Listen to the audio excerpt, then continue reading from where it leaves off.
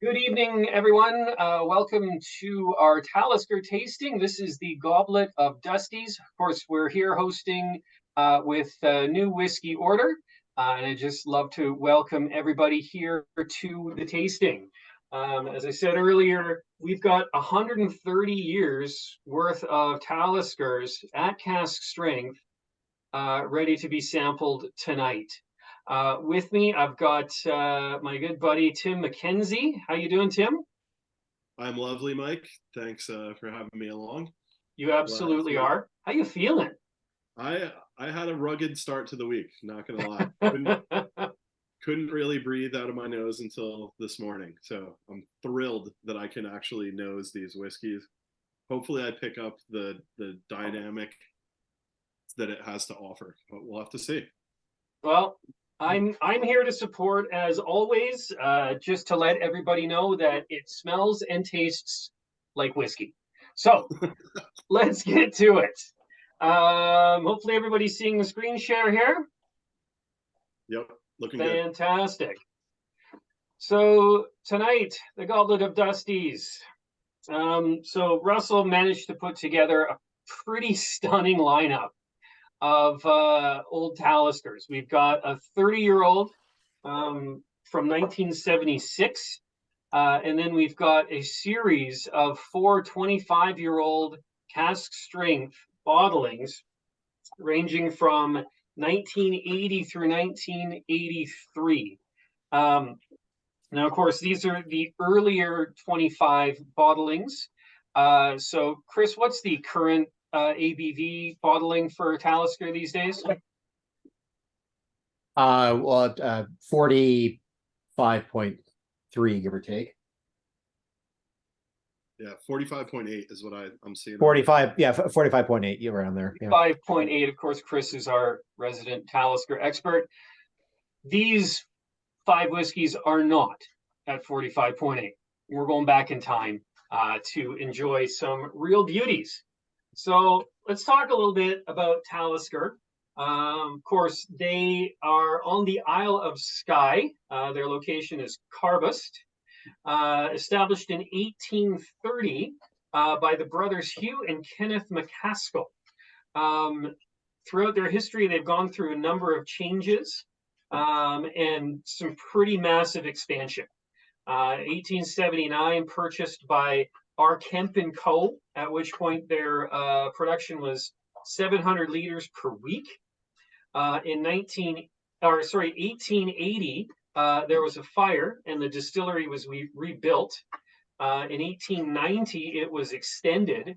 They put in, I believe it was at that point, five spirit stills, which brought their capacity up to 2,000 gallons per week. So a pretty significant increase. Skipping forward to 1925, they were purchased by the Distillers Company, which even back then was a very large conglomerate. Now, of course, we know them as Diageo, and that is the current owner of Talisker. Of course, the Talisker 10 is included in Diageo's Malts of Scotland lineup. In 1928, production changed from triple distilled to double distilled. So would be very interesting to find some Talisker from before that change to see what kind of character that would be. Chris, you got anything? No, I do not. All right, so we'll work together on that acquisition. Sure. Or maybe there's a castle in Scotland that'll open up a door and discover a case of some of the old pre-28. Just a random 1922 cask of Talisker. Why not? You know, as you do. So 1960, another fire, and the distillery was rebuilt again.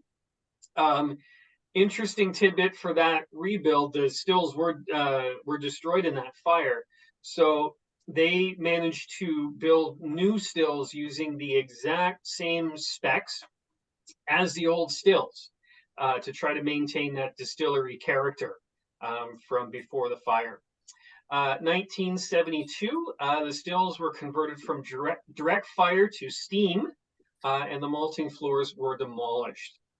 And that was the final major change to the distillery itself. It's still more or less the same today as it was back then. So there's a brief history of Talisker, but again, as I said, we're all here for the whiskey, so let's get into it. Let's start things off with just a basic sessionable whiskey, the Talisker 30 from 1976. Tim, any thoughts on this bad boy?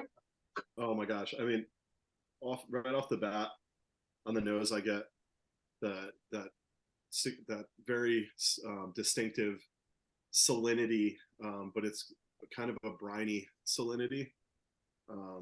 But immediate, whereas the newer expressions, I feel like that kind of overarcs the nose. It gives way to a really sublime sweetness that I would say like a Demerara sugar. The oak spices are perfect. There's not a singular off note on the nose whatsoever. Definitely get some maltiness too, like almost like a shortbread. But it's the perfect level of complexity from my perspective on the nose alone. I could sit here and nose this for hours. Anybody else picking up some notes that I missed? One thing I always get from Talisker is cherries on the nose. Yeah. I always get cherries, and it's funny, when I first started drinking Talisker, it was Distiller's Edition. So I thought, oh, it's from the wine. That's where that must be coming from. But I find I do get that with every Talisker that I try. So, and it's not fresh cherries. It's more like those really good cocktail cherries. Totally agree. I was gonna ask if it was like a fresh cherry or if it was something else. As soon as you said that, it reminded me of my grandmother's cherry pies. And yeah. She would use this brand. It was from Washington State. The logo, I don't think they changed the logo since my grandmother was born. It was just that like a mix of tart and sweet cherries from Washington State. I can't think of the name of it, but that like it was in that like sugary syrup pie filling too. And to me, I get a little bit of that like that extra sweet sugariness. I got a little bit of apple pie on the nose. Yeah, it reminds me of the apple custard of my grandma. Very nice. You sound like all very positive. Like taking people back to grandmother's baking is never a bad journey to be on. No, that's pretty much the high water mark of any whiskey. It's interesting that I'm assuming that this is a refill sherry cask because of the color. Yeah, I can't imagine anything being in a first fill sherry cask for 30 years. But there's no punch of sherry to it either. If you had said it was a refill bourbon with the distillate character that I'm familiar with, it wouldn't shock me to hear that it's a refill bourbon. Yeah, I kind of feel like this may be like one of those Glenfarclas family casks. It's in like the fourth fill. Totally possible. Because this is not anywhere close to a sherry bomb. Like no. There's some nice fruitiness to it, but the distillery character is absolutely there. I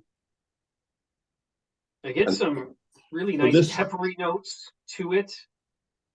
So this was in the sherry cask for 30 years. It wasn't finished. It was actually matured for 30 years in the sherry. Yeah, as far as I know, from what I've looked into. This is one of the lightest sherry casks I've ever seen. Yeah. 30 years. I mean, you look at a Glendronach 30 year. You can't see through it. You can't. I mean, it's like chocolate. But wow. Yeah, it would look like this.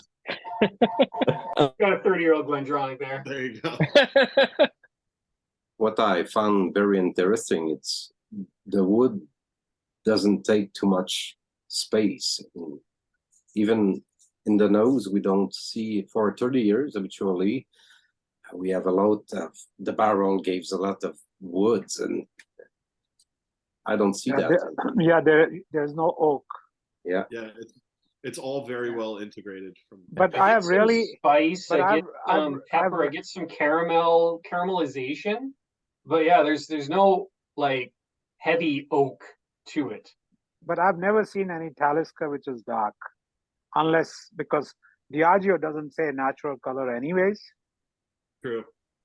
So like Actually, they tend. go ahead, Rohit. Sorry. No. Does this one say? Maybe it used to say before. I'm not sure on the bottle. I think that would be a Russell question, but I don't know if he held on to it. I think the darkest Taliskers that I've seen are the Distiller's Edition and the Portrait. Yeah, because the Distiller's Absolutely. Edition, if you keep them together, they almost look the same. For sure, 100%. Yeah. It's more of their mouth. There is something that's developing a little bit on the nose that I get a little bit of like a tea, like a green tea. So I would say for the nose, I mean, we're talking just classic Talisker notes. You got that brininess, that classic pepper, that maritime. There's a distant smoke there I'm getting, almost like a snuffed candle from hours ago. But it's all very, very elevated. Like just classic Talisker notes just taken up a couple notches. Yeah, I agree with you. There is a little bit. I'm almost getting, now that you said a candle that has been snuffed out. I get a tiny bit of beeswax too, kind of at the end of the nose. All right, we've been nosing this forever. Let's get into the palate. Let's drink this. Slancha. Launcher. Slanch.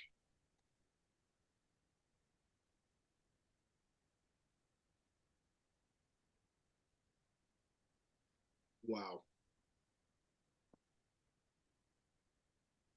That is a roller coaster of flavors.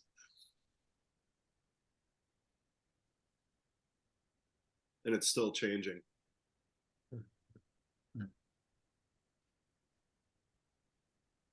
Unbelievable.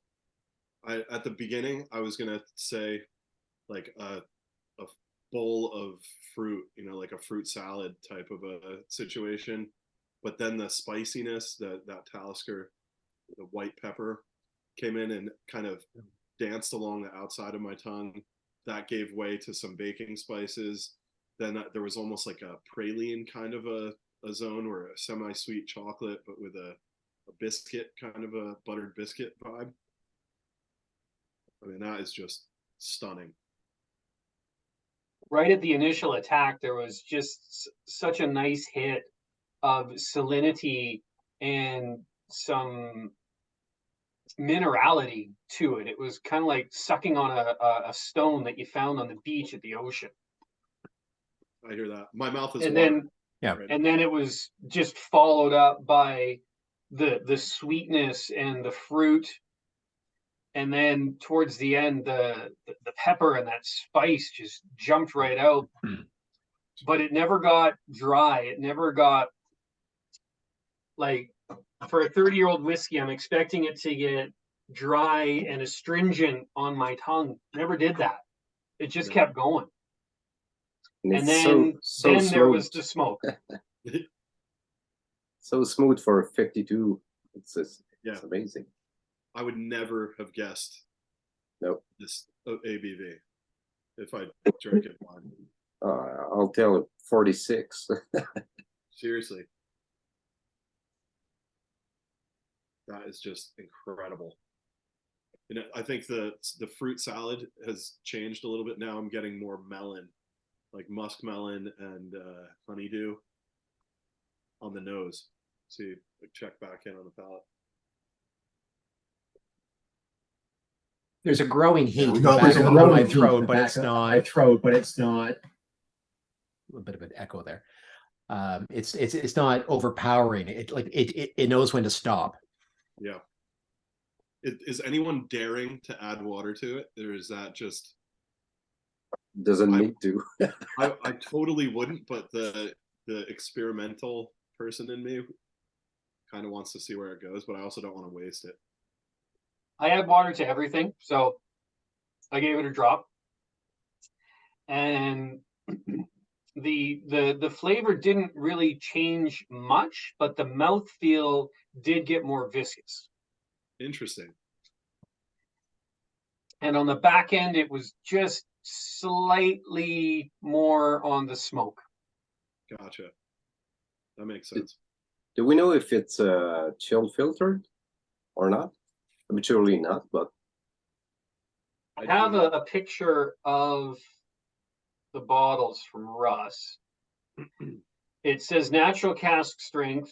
It doesn't say anything about natural color or chill filtration. So being that it's Diageo, I think we can probably assume that yes, it is chill filtered. And yes, it does have E150 in it.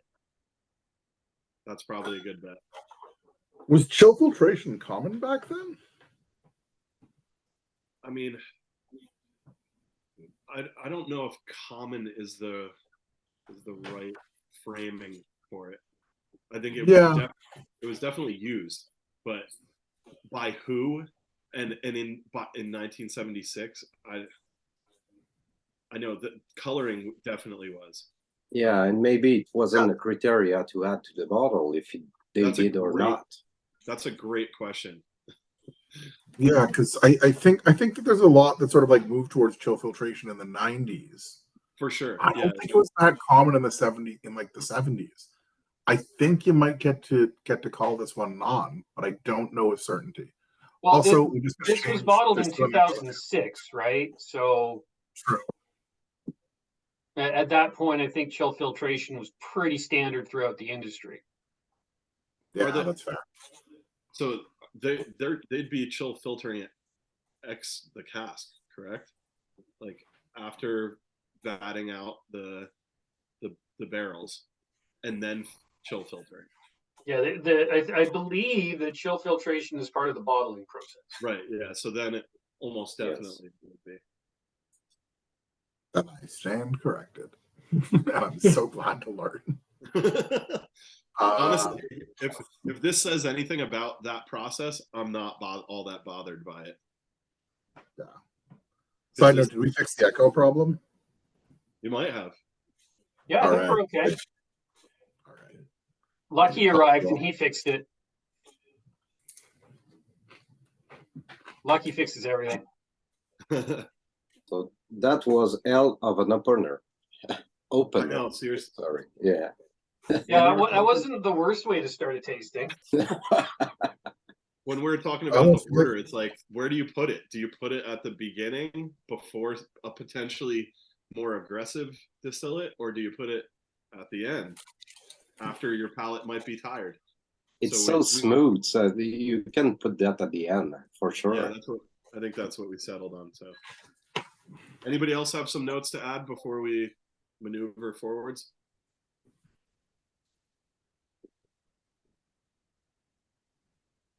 All right. Well, let's move on. It's the only thing I can say. It's an amazing one. It's really, really good. Where do you go from here? You could say. Yeah. I mean, in terms of just balance and complexity, and you can't ask for too much more than that. Well, let's move on to a younger whiskey, I guess. This is the 2005 edition of the Talisker 25.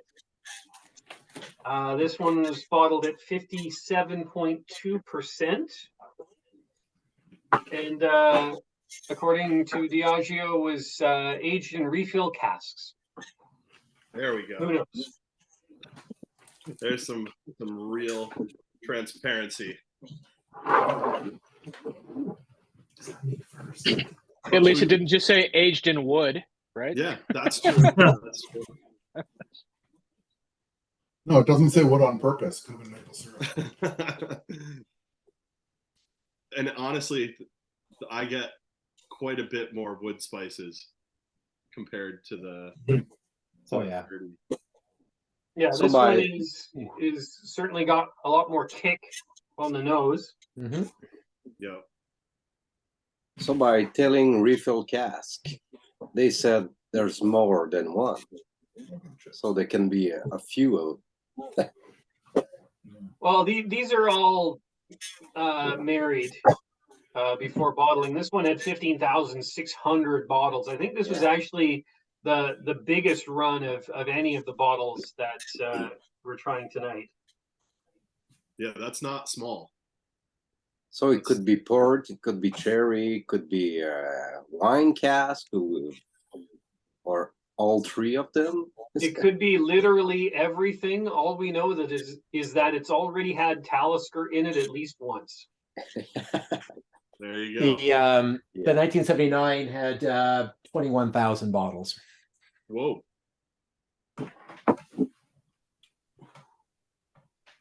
There you go. It's interesting to think just how much aged stock that Talisker had on hand. Seriously. Yeah. Like most distilleries today, I could only imagine would absolutely struggle to put together a 10,000 bottle plus run of anything older than 25 years. It would be insane to think that was Especially cask strength too, because they're not totally watered down. Absolutely. Do we know how many warehouses they have? I have a question. Maybe somebody in the group knows this. Do they warehouse any of their barrels on Sky, or are they all warehoused on the Or mainland? is it somewhere else? Or I think they warehouse on Sky. We'll have to do some research. I don't know the answer to that. I do know that the industry standard is just to warehouse everything in Glasgow. Yep. Whether Talisker does things differently or not, I don't know the answer to that. I leave everyone with a mystery for the next time. because it's a lot of barrel just to do that bottle, and we are gonna taste the 81, 82, and 83, and I guess it's the same amount or maybe more of bottles, so they must have a lot of space to have all of those. When I was there 12 years ago, I saw a number of casks, but nowhere near as much as they would need to deliver what they're delivering. So it has to be somewhere else. Yeah, Diageo has a massive amount of warehouse space in Glasgow, as do all the other distilleries.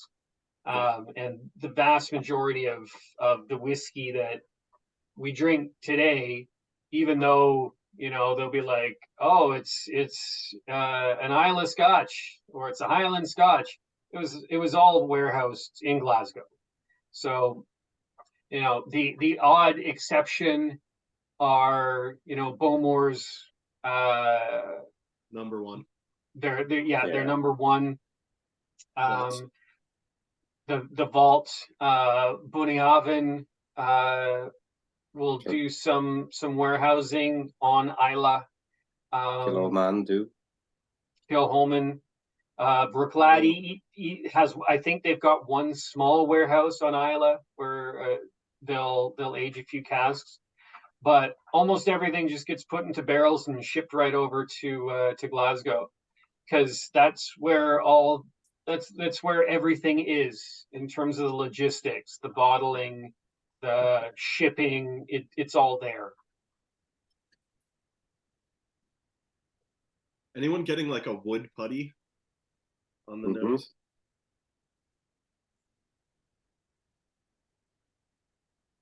Not in like an obtrusive way either, kind of in like a in the background. Familiar. Here I'm getting a lot more spice. Spice for sure. On this one. A lot of pepper. I'm getting a lot darker fruits, dried Yeah. fruits. I feel like I'm getting a lot more sherry influence on this one, even though the 30 was all sherry. This one, I feel like I'm getting a lot more sherry influence here. The I agree 100%.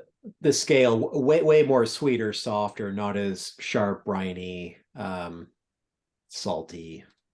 Yeah. You still have the sugary notes. Yeah. Too.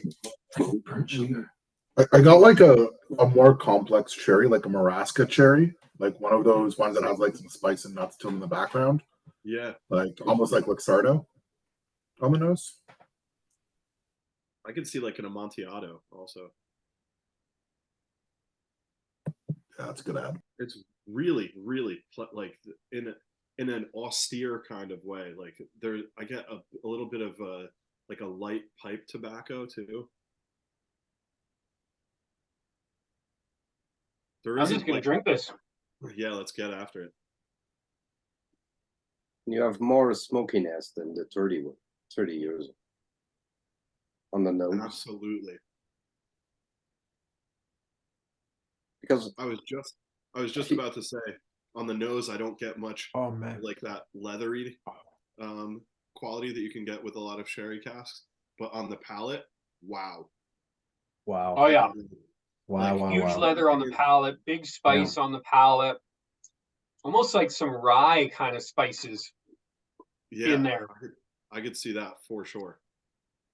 The It's 30 was like smooth and elegant. This is much more of a punch to the face. that's what I'm going to say too. Yeah. It's a Yeah, punch no, in the face. Yeah. exactly it. And I like it.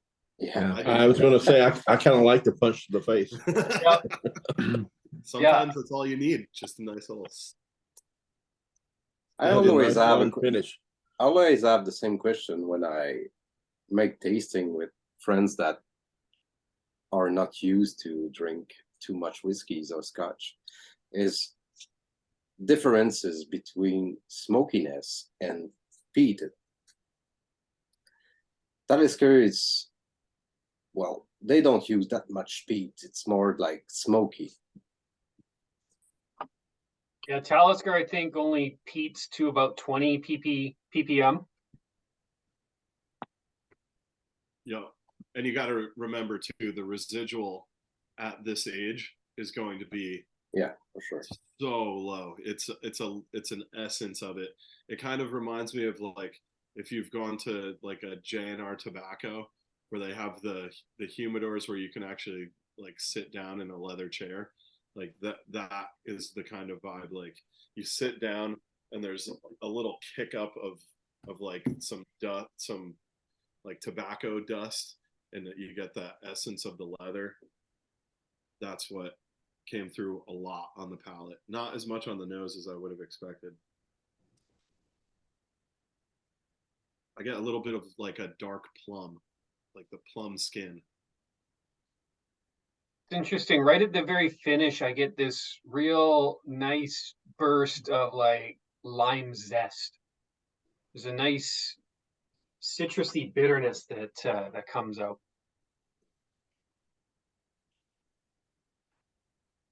No, I can see that. Yeah, it's like a lemon rind. I just put a little water in it, see how that works out. I did the same.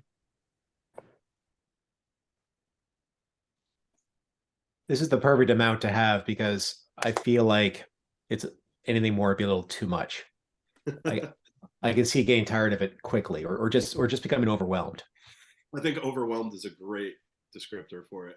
There's so much complexity to it that I feel like if this was one of like the normal New Whiskey Order tastings where we're in like the 8 to 12 dram zone, by 5 we would be maxed out. So this, I think, under the circumstances, this is perfect.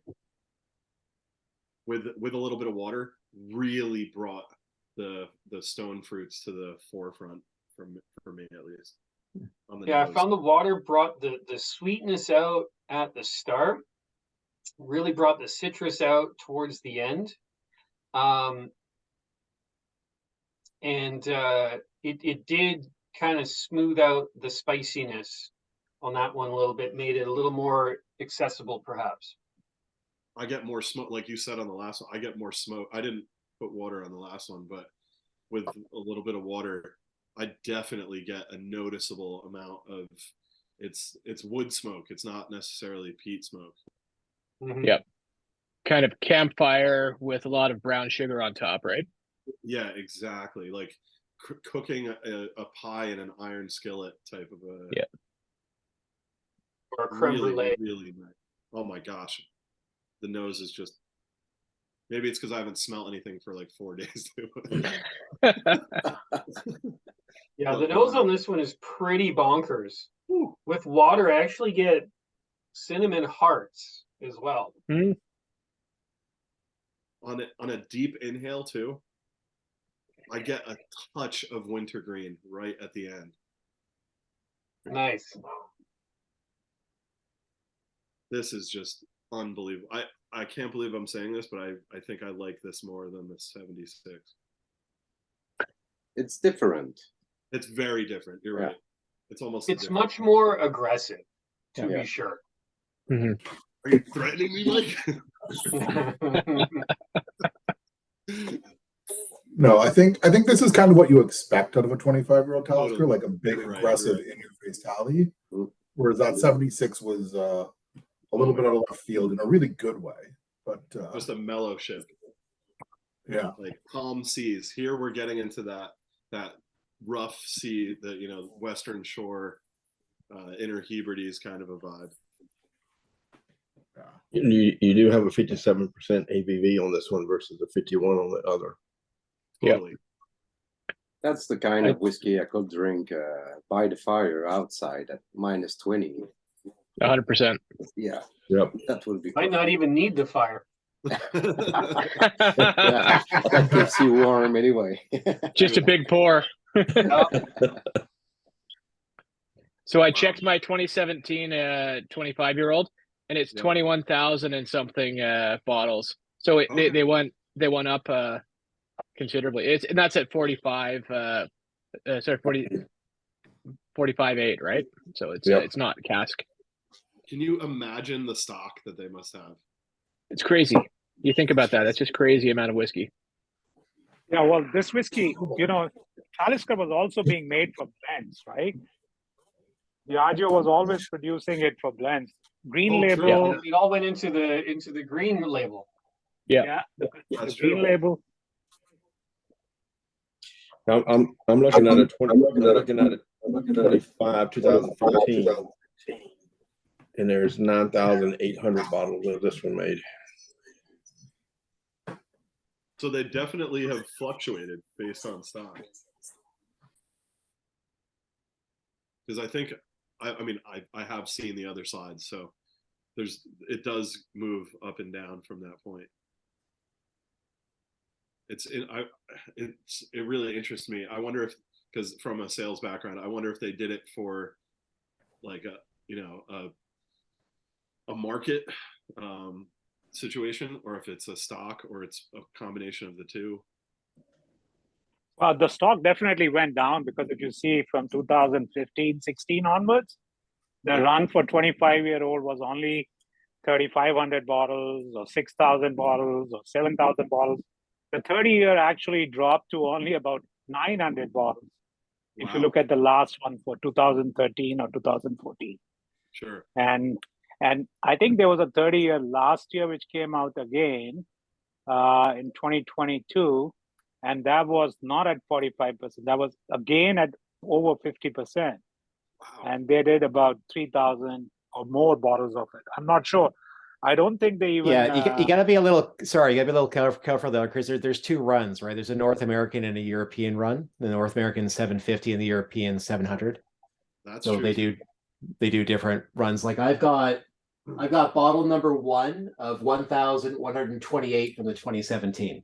Yeah, so But the stock definitely reduced after that in the late 2010s.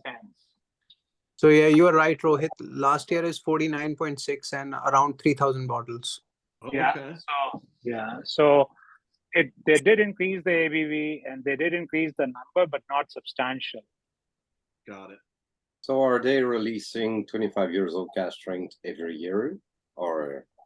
I haven't seen it for the last, I No. think 4 or 5 years now. Yeah, Yeah, that's what I they think- used to release the 25 at cask strength, and then they started bottling it at the 45.8. 0.8. Yeah, And that became their standard for everything. these are all 25s. I've got about 10 of them, and they're all different years. They're all 25s, and they're all 45.8. Huh. Yeah. Oh, that's a shame. Well, For me. I mean, it's Yeah, like, the cask strength 25s are obviously increasingly difficult to find and increasingly expensive to acquire. yeah. So is the 45.8 fairly standard across all Taliskers? I'm It looking is, at yeah. okay. I'm looking at like the Stiller's editions here. I've got a 2012 and a 2014. They're all the same ABV with these 25s and the 30s. They're all the same. Yep, all the 18s, Nice points. Yeah, they're all 45.8. 45.8. Yeah. Then there's 57 North, which is at 57%. Which is 57, yeah, obviously, Yeah. Oh, I missed that 57 North. That was such a good bottle. I got 6 of them. Yeah. Coming to your I've house only and got the look for one. Reed. Nice. There's a couple in the US out in the wild still. There is a new release. I don't remember the name, but there's a Nice Point which has been there for I think last 4 or 5 years. Right here. I think you got one from me, the Nice Point. Yeah, I got a couple of them. Yeah, and then there is a new release. There's a new travel exclusive which just the came Surge? out. Yeah, Is that the Surge? Yeah. Yeah. I haven't heard good things about it. Well, let's get to the next 25, shall we? So next up, we've got the 2006. I go to my next ram of 15. I can't believe you don't have your samples right. Yeah, 2 kids sitting at Joe. Send me everything else, everything I bought in Edmonton except the kits.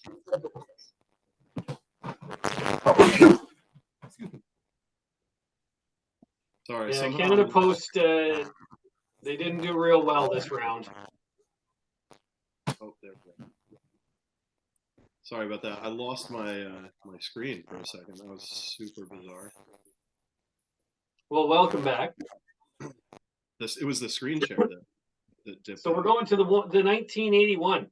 Yeah. Yeah. So This one is Which a will be- lot less aggressive on the nose. So this is a More 2006 mellow, release, right? caramelly, very little spice in comparison to the 80. I get more classic bourbon vibes on this. Get like a little bit of nougat, milk chocolate rather than a semi-sweet or dark. I get almost like a chamomile,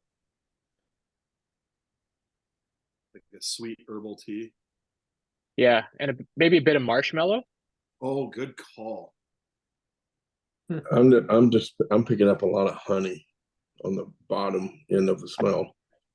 100%. If you do a very light inhale, it's like all honey. Oh, that's Yeah, I get a lot more bourbon influence on this one as opposed to sherry. definitely. I think you have more of the spirit influence, I must say.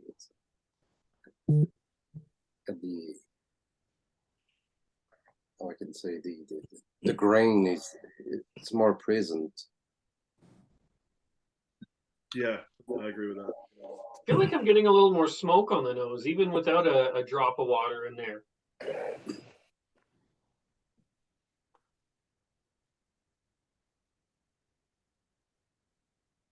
not getting a ton of smoke yet. But I need an asterisk next to all of my notes. It's almost I'm like getting a lot of smoke because the rain is messing with my fire. is it raining in Oakville, Rohit? Just drizzling. Well, I should be sitting outside doing this. It's a beautiful night here in Jersey. Yeah, it is. You're right, Robert. Dry so far in Toronto. I don't know. I don't know about you guys. Yeah, I it's had dry the here. windows open actually when I had put these in the glasses for a little bit to try to get a little of the natural, beautiful New Jersey air. It actually is pretty nice if you're in the right spots. Yep. And we're going to have the rain tomorrow about 6 a.m. So we have to enjoy the night. Exactly. Everything in Jersey is nice unless you're close to Budweiser. You know, No. yeah, if you can see that big Anheuser InBev sign, then you're not in the right spot. When I moved up here from Texas almost 25 years ago, I flew my wife into Philly instead of Newark, so she would actually move up with me. So I didn't want her first impression of Jersey to be Newark. That's killer. You're a smart man, Robert. You're a smart man. Hey, look, there's a body in the harbor. Oh, we hide them way better than being able to see them from the plane. Trust me. That's right. They're full in the Pine Barrens for sure. Exactly. I always love driving to New Jersey. It's like, what do you mean I can't turn left and I can't pump my own gas? Really? Nope. Not allowed. Nope. Drug handles for days. Shall we taste it? We've passed from 15,000 to 5,000 bottle in a year. Yeah, between it's a drastic change. To me, this is much more powerful too. There's a lot of oomph to the palate. Oh. Not as long of a finish either as the 80. Definitely not as fruity. Definitely not as No. aggressive on the end. It has that back to the throat grindiness a little bit, with a nice kind of briny maritime.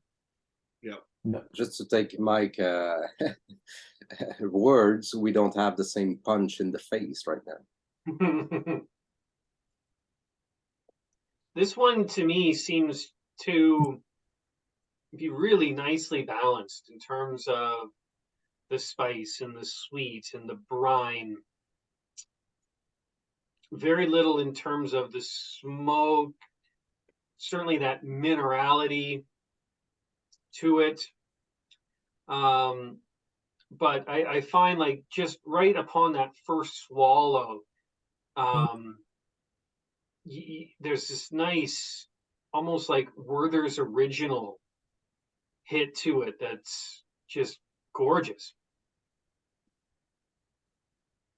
Or almost like those Macintosh toffee bars.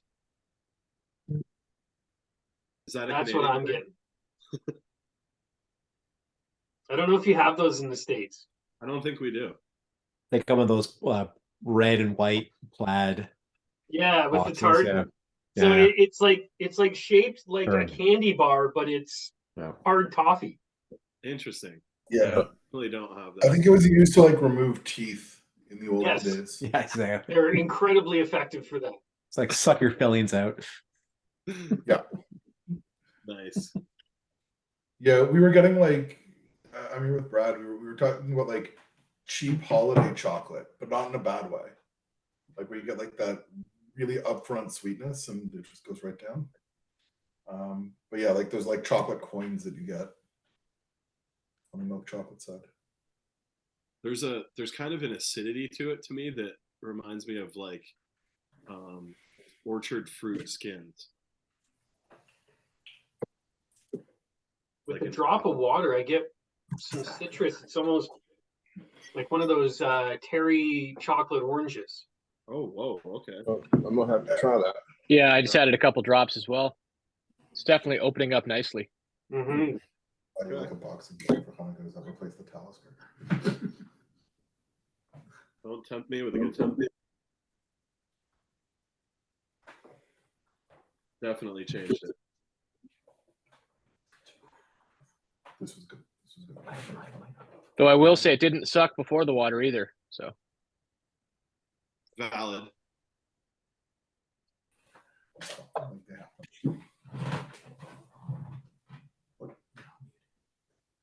I got muted. I don't know how it's possible, but I feel like I'm more sensitive to the alcohol now that the water is there. I don't know how that's possible, but That can happen sometimes. Yeah. Adding water will take the alcohol a little bit out of the solubility. It'll increase the heat. So I found the water really opened up the nose, but it did significantly tamp down the intensity of the palate. yeah, I can agree with that. But overall, that one might be my favorite so far. Whoa. bold early call. Well, I think it's I mean it's splitting nicely between the two that we've had so far, right? Yeah. It's picking up some of the best characteristics of both. Yeah, it's sort of a midpoint between them, isn't it? And I think this is the most viscous one. It's quite oily.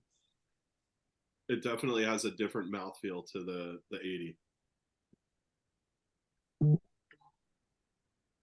Even with the water.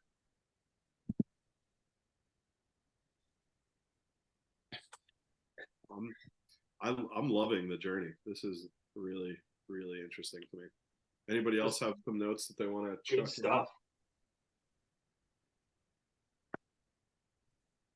Makes me want to find 130 years worth of whiskey. I don't know about you guys.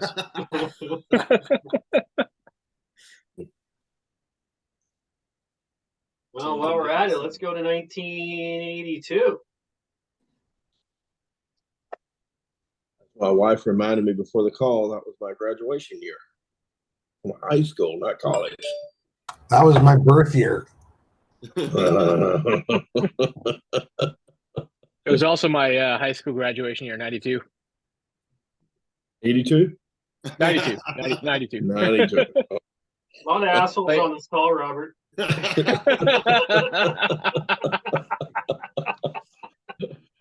In 82, I was still living in California, so.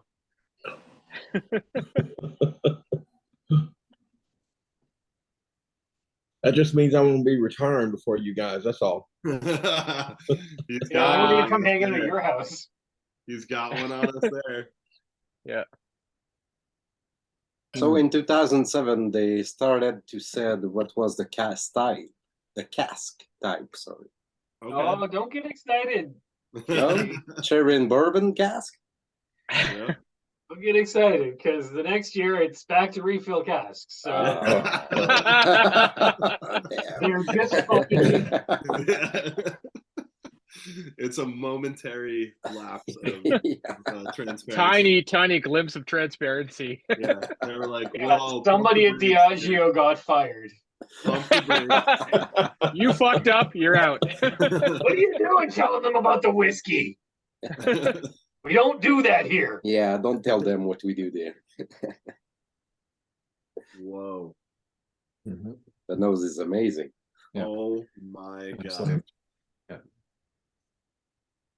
So this one's got the cherries, it's got the apples, it's got the cinnamon, it's got rye bread, this has got a lot Christmas. going on. And I think when they're saying sherry and bourbon casks, I'm guessing that probably means that at the very least there are some first fill casks in there. Could be. I mean, the intensity definitely is there from my perspective. With 6,800 bottles too, there could be a couple fresh sherry butts in there. And I'm like I've said a million times, if you've been on tastings before with me, I'm very, very sulfur sensitive. I do get a touch of sulfur at the end of the nose, but it's totally not obtrusive. It doesn't make me gasp and give me whiplash like I get sometimes with certain bottlings. To hear it, yeah, it's not, it's like enveloped enough by the other characteristics. Glengarry put out a sherry cask, 1999. You want to stay away from that. Yeah, I was just thinking about that cask. That one was rotten. Oh my god. Yeah. Most recently, there's a Brooklady, the Jim McEwen signature series from Drampool, the 7.1. It's a Sauterne from a very highly reputable Sauterne provider, and that I opened the sample bottle and it almost made me like yak immediately. It was so Full rotten eggs. yeah, really, really aggressive. Oh. But my wife is not very sensitive. She thought it was spectacular. And Jim McEwen said it was one of the best casks he's ever bottled. So everybody's got different levels of receptors. So I actually have that bottle, and I thought you were going to completely throw it under the bus because I was going to say I like it. I mean, I own it too. I have the bottle. I have a 10 CL. I get one of each for all those releases. Yep. But that sample, like, I just could not. But yes, you're right. It does have some sulfur in it for sure. Yeah. I wish I wasn't so affected by it, because there are so many whiskeys that people have been like, oh, these are spectacular. A lot of the old sherry casks that they used a sulfur candle to clean the cask. It wrecks whiskeys that are 90-point whiskeys for some people. For me, interesting. But that's what's great about the whiskey world, is there's plenty of people who don't have it and can thoroughly enjoy. I got a note. I'll throw it out there. Anybody getting like a medicinal note, almost like a freshly opened box of Band-Aids or Tensor bandage? Yeah. Absolutely, yeah. Okay, thanks. Yeah, that's actually good. Yes, very good call. There was something I couldn't put my finger on, and that's exactly what it is. It just it it hit me, and I was like, okay, something's there. I gotta just go through my Rolodex and find it. And it's almost like some of the 32 plus year Lafroigs, that you still get that medicinal quality to it, but the peat has been kind of sucked out of it. It kind of reminds me of some of those old Dusties. We gonna get to the palate? I mean, we might as well. Yeah. Cheers, everybody. Splash. Oh, terrible. Wow. There's the like butter, man. It goes down like butter. That is smooth. Wow. But flavor just absolute explosion. Long finish on this. Oh my gosh. I keep thinking, like, how many more seconds of this intensity can it hold? Very long finish. I'm still in it. Yep. Oh my gosh. It's making my mouth water. Oh yeah. This feels like one of those things that it's hot, but not unpleasantly so. It's to me, this is like the essence of Talisker. Mm-hmm. You go to sleep without brushing your teeth, you're gonna wake up with this on your palate tomorrow morning. I'm gonna leave my done and done. I'm leaving my empty glasses next to my bedstand, so if I wake up, I can just ease over to them. Best alarm clock on the planet, right? For me, that's the best nose and the best finish we had. Fuck, that's good. It's definitely intense. Which one we are nosing right now? This is the 1981. 82. No. Oh, 06. 82. 82. Oh, I'm sorry. I flipped it. Yep, you're right. So 07 then. Yep. Wow. With a little bit of water, this brings out a Wendy's Frosty. Wow. It gets right. like really malty. It's amazing about one drop of water how chemically it changes the palate. Or if we want to go really, really old school, what would Orange Julius used to do? Oh, Yeah. Damn. And that's what I'm getting with the drop of water. But you're right. There definitely is. Yeah. What I found when I before the drop of water, you had that. You could feel the alcohol, but you put that one drop of water in it, and then it's like when on your palate as you're swallowing, the alcohol just kind of dissipates completely. I'm getting a lot more smoke on the palate with the water.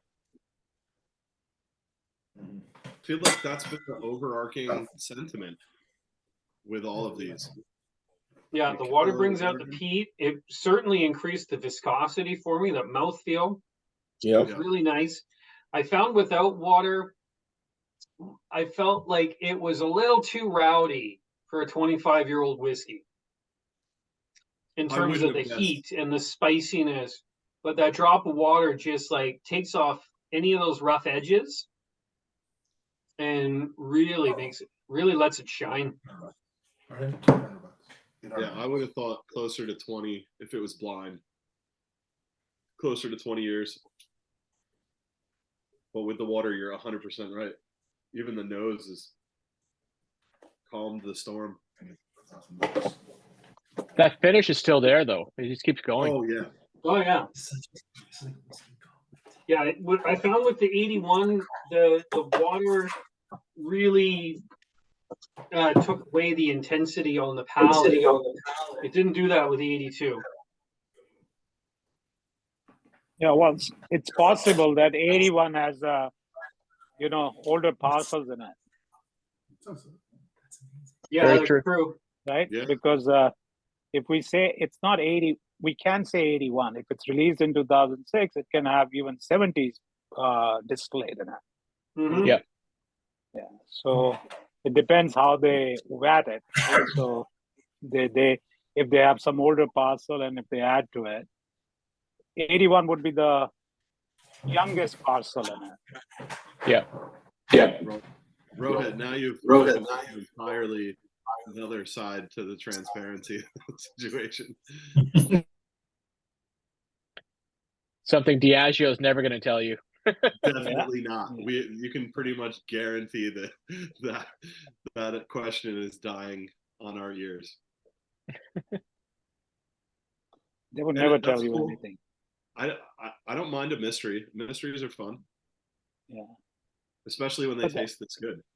But that's with right. any 25 or 30 years, right? They never tell you that it's from one particular year, unless it's a single cask or unless they say, like Glenmorangie will say 1991. So basically all the distillate is from 1991. Having said that, one can be from January and the other one can be from December in that. Totally. That's right. There's so many variables. Depends on how big that vat is too, right? You know, when you 10,000, 25,000 bottles, 100,000 bottles, right? Yeah. Think of making a smoothie, what you want to add to it. Or how much angel share has been lost. You know, you could have a really loose older cask that they're like, it's down in the 40%. That's still cask strength. They chuck that to mellow out some of the rough edges. How would they otherwise make it 45.8 exact year after year? That's true. That is true. It's magic. It's modern day magic. So moving on to the 83. I'm Do getting we a note that know, I haven't gotten in any of the others. Fennel. Okay. There's a little bit of black licorice vibe to this one. Oh yeah, Oh yeah. definitely like some grass, like freshly cut grass. Mm-hmm. I get an herbal note. 100%. Yeah. There's a really nice herbalness to this. Yeah. Sort of a green pepper. Oh, whoa. Good call out. Yeah, the acidic nature of like the peel of a green pepper.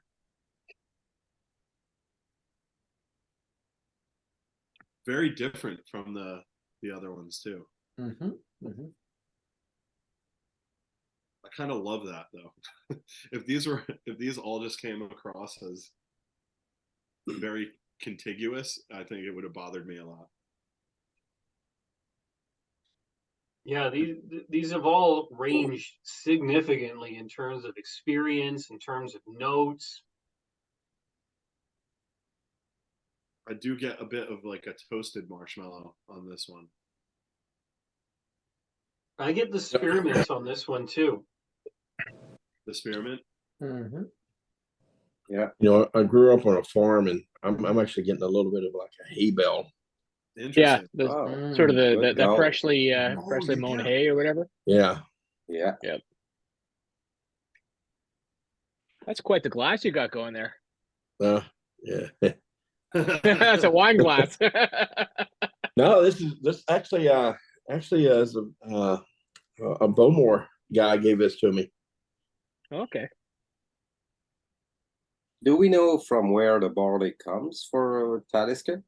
It's not That's a from Isle of great Skye question. for sure. Definitely not. No, they don't They don't grow it on the island. disclose. Oh, they It's don't disclose it too? No? At all. no. Yeah. Okay. No. It could be from literally anywhere. Yeah. Could be from Could be Scotland, Kazakhstan, right? yeah, Ukraine, France. The distilleries source their barley from all over the world. So unless it's like a Bruichladdich Yeah. Scottish barley or Irish or Isla barley, of course a local barley from Springbank, where it was Yeah. grown on the peninsula. For the most part, distilleries do not disclose where the barley was grown, even what type of barley it was. Yeah, unfortunately. But I feel like it's gotten better with transparency across the board in recent years. It's just, I mean, that the lack of transparency tends to like gatekeep the nerdiness level, I feel like. Yeah. Whereas as soon as you open the door, then people like me are like, whoa, how far do we go with terroir? You know?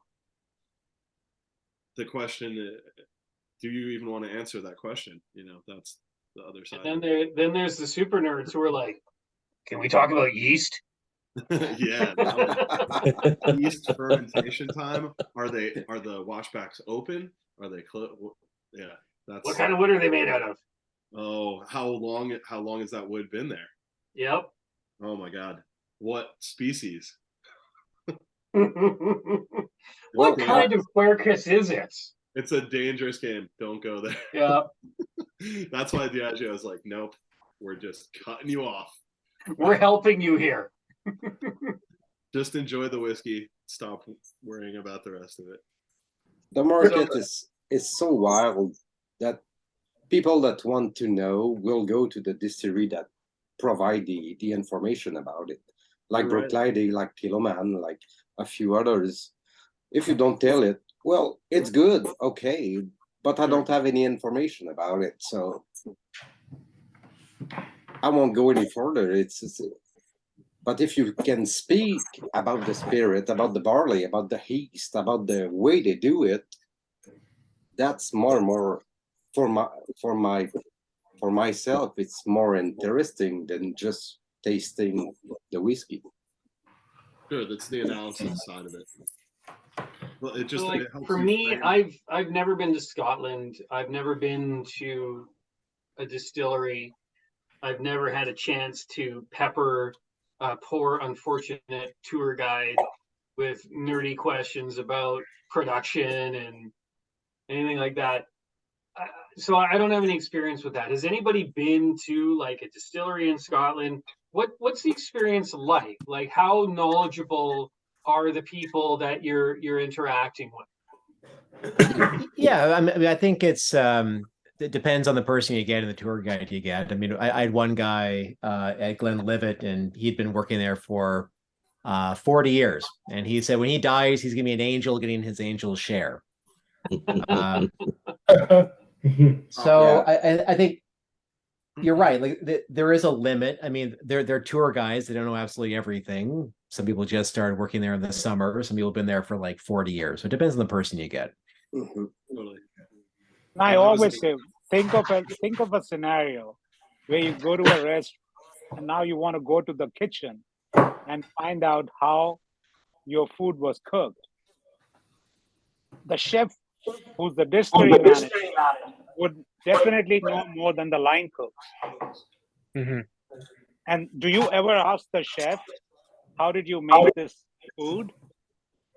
What farm did the cow come from, right? Yeah. Why do we have this, mental block for the distilleries that they should tell you everything? They made an amazing thing. Just drink it, enjoy it. Don't try to, we try to. Why don't they tell us this? Why are they increasing the prices? They are increasing the prices because they want to make profit. They are not in a charity business. You are buying it, they're increasing the prices. So we should not buy any more Springbank. If it doesn't work for you, you don't buy it. True. Yeah. I have always in mind, if I buy a product, I like to know from where it comes, how it's made. It's like the basic. If you don't want to tell me, it's like, okay, are you using something that I shouldn't know about? I think they tell you. Aren't you transparent? They tell you the bare minimum, but they won't tell you the recipe. You never ask Coca-Cola and Pepsi, how did you make that? No, I don't drink that. Sorry.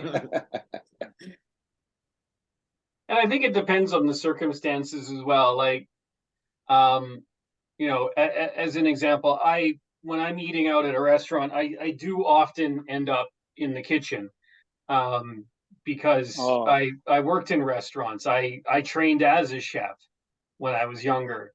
So I'll end up talking with my server, and quite quickly they'll realize that I spent time in the industry.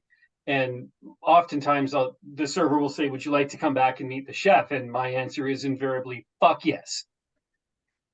So I think it certainly depends on how you approach the situation as well, in terms of what kind of information you'll be able to glean. Yeah, well, that's the thing. They will tell you that, okay, this lamb is from Ontario or from New Zealand. But what they put in it, they won't tell you. Or they may show you. Yeah, they may show you. They won't tell you the amounts and that type of thing. I will say, Myke, because I know a bit of that was probably directed at a specific distillery. I've been to Bruichladdich a couple times, and this last time I got to hang out with Mary McGregor for. You got to hang out with Mary? Mary is amazing. Yeah. I almost wept, honestly, when she came out, because she is like the queen of Isla, number one. But yep. I got to nerd out with her for a good chunk of the time. Our like the warehouse tasting, I would say, like, just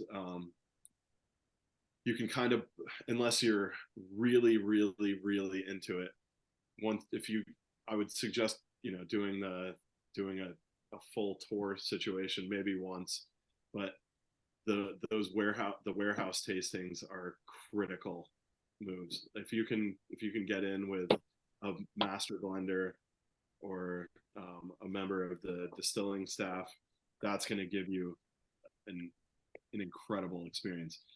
Also, with that being said, we need to get you to Isla immediately. Like just hearing you say that made me feel like we need to do an NWO Isla trip. I think that we probably need to do a Andrea's cask like, selection. Put me down for that one. Yeah, that would be so sweet. I'm in. Yeah, I'm in for that. Me too. All right. Well, I'll talk with the figureheads, and that seems like that would be a natural progression to the group. Might be a little late for Feisch next year, but perhaps the year after. Honestly, dude, Feisch is the wrongest time to go. Yeah, that's fair.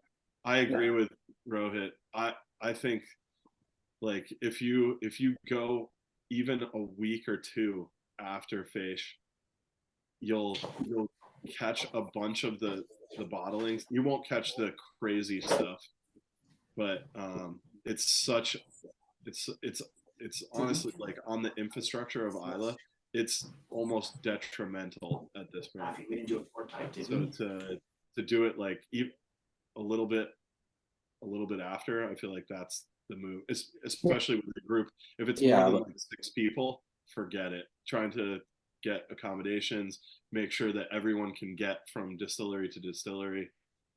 The idea would be to, like you said, go to distillery to distillery.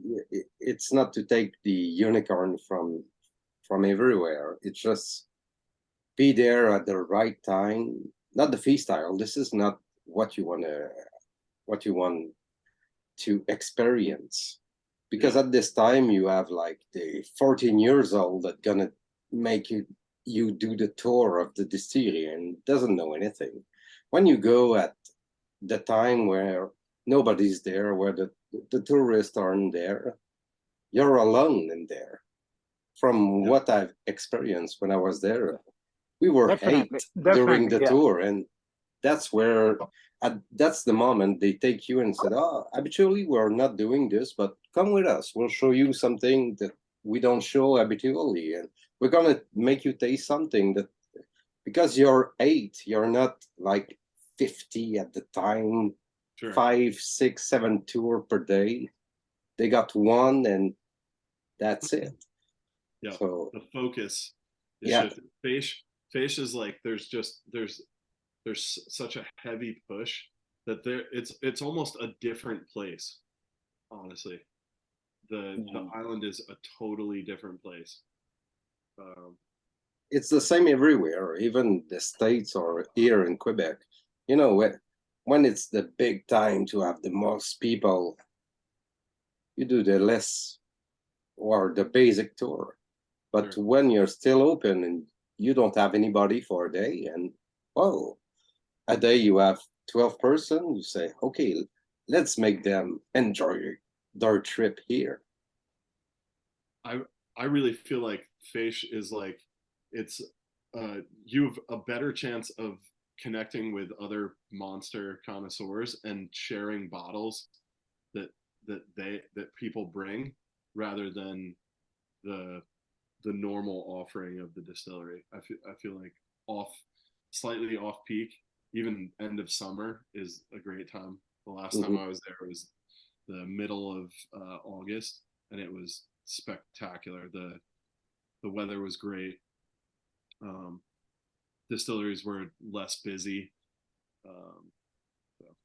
I was there in April, and it was just reopening because winter. Sure. They don't have anything in it, so it's like spring there, and it's spring, so and they enjoy seeing you because you're like almost the first customer that's coming in. So you're like, oh yeah, okay, I'm gonna practice everything I have to say for the summer, and they make you amazing tour at this time. It's cold, it's rainy. The weather is not the best, but I wasn't there for the weather. Nobody goes to Isla for the beaches. No. Man, that 83 is good. It's very good. Oh my gosh. so herbal and sweet and malty, and I really like that one. Still, but very different. Do we have a? Does anyone want to chuck out their favorites or the chronology of favorites? Yeah, I just wrote mine down. So from 1 to 5, the 82, 81, 80, 76, then 83. 83 was my, and I mean, I found it very muted.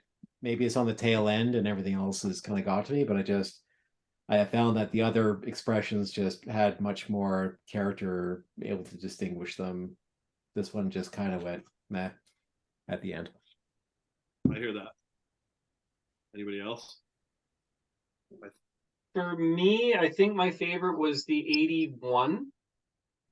I just found it to be the most balanced of the group. It had the brininess, the sweetness, the fruit, the herbal, the smoke. It just had everything. Like all of the whiskeys that we tried tonight had all of those building blocks, had all of those pieces, right? Sure. For me, the 81 just had everything in the right balance for me.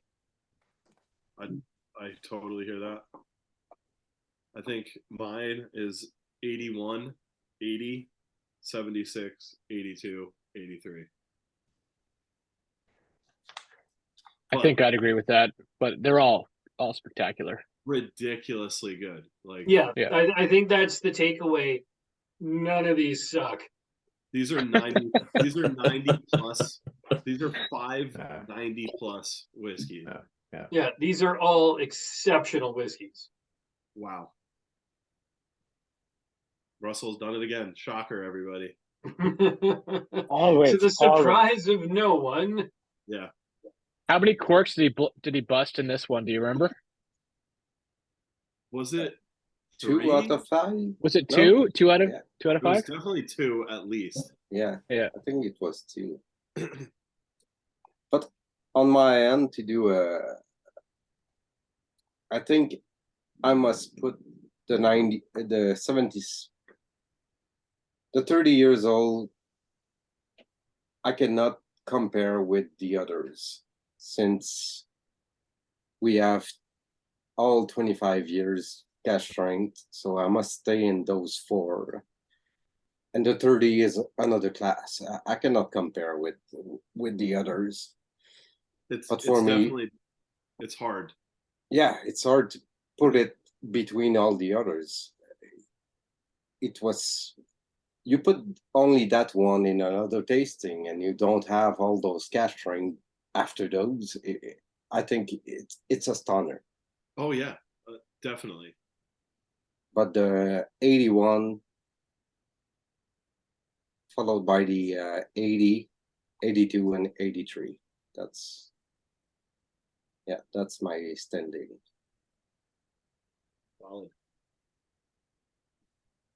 All right, so Myke, do you think we should shut down the recording and move to after party? Yeah, let's stop the recording and then we can just go drink a bunch of Octomore. So go let for me the ask you guys. Have you who's had the 14, 1, 2, or 3? The Octomores? Yeah, I haven't had any of the 14s yet, but let's cut this off and then we can we can continue with that discussion. So thank you everybody for joining us for the Goblet of Dusties, hosted by my good friend Tim MacKenzie and the NWO crew. Thank you to Russell for putting together these ridiculous Talisker whiskeys. Thank you to Chris for helping us out with lots of information about a distillery that he appears to think is okay. But overall, great night, great whiskeys, great to see you all. And we'll see you again for the next tasting. Thank you.